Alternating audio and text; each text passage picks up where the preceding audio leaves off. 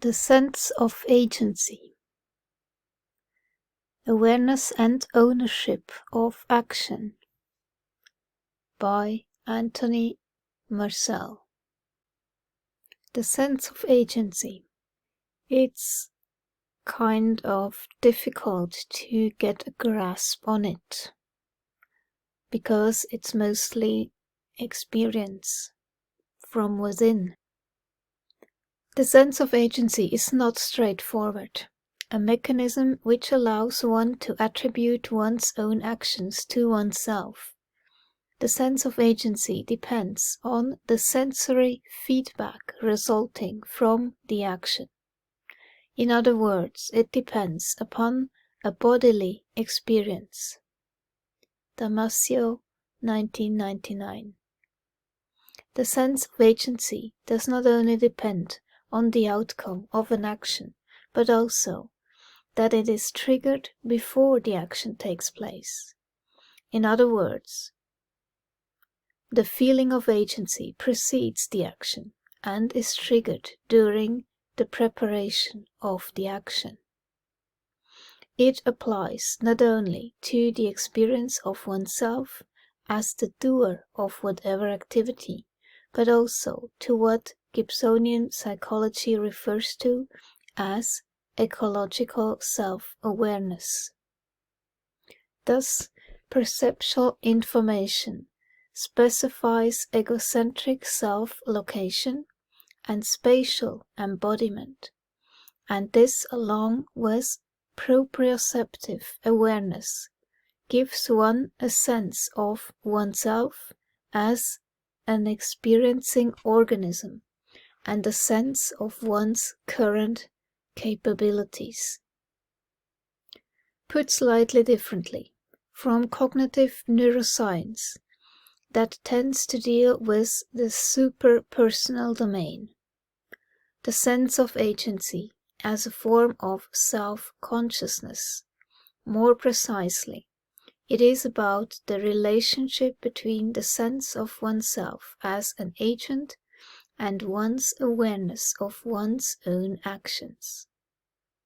There is a further distinction between two kinds of a sense of self or self-consciousness, and thereby between two kinds of a sense of agency.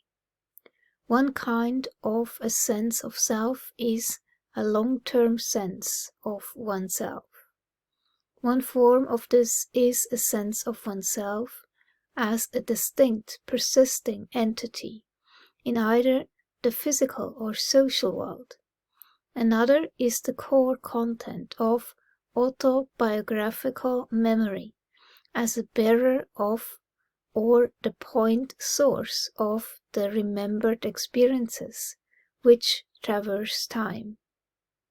Authorship or self-ownership of actions, body parts, and sensation.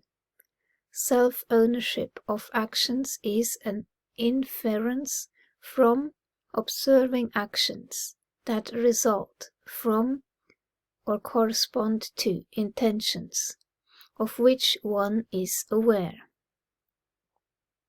Ownership of action is not immediate but inferred, and this is done by observation.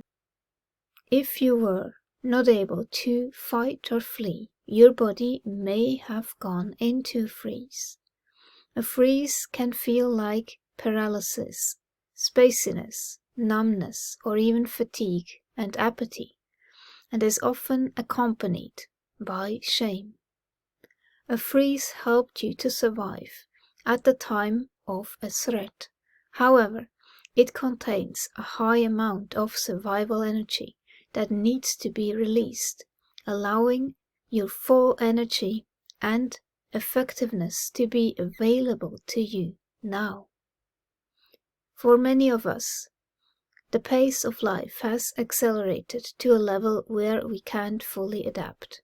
We exist in a buzz of worry that we're not doing what we're meant to do, and the anxiety we feel, in turn, makes it difficult to get things done, creating a spiral of inaction. What we need is more agency, the ability to cut through all of what pulls at us, find emotional and physical balance, think more clearly, and advocate for ourselves so we can take a course of action that makes sense. With agency, we can feel more in command of our lives. Therefore, surround yourself with friends, family, and communities who encourage you to reach your full potential, nurture your talents, affirm your values. Having more agency means taking responsibility for your life. The next time you sense something happening around you or within you that doesn't feel quite right, don't ignore it and reflexively press on. Exercise the discipline to stop, pay attention, and work on finding a better path for yourself. By practicing more agency, you'll have more influence over your life and greater impact on the lives of others.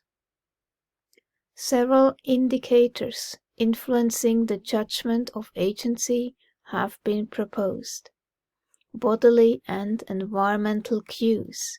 Where am I? Bodily feedback, proprioceptive and kinesthetic information.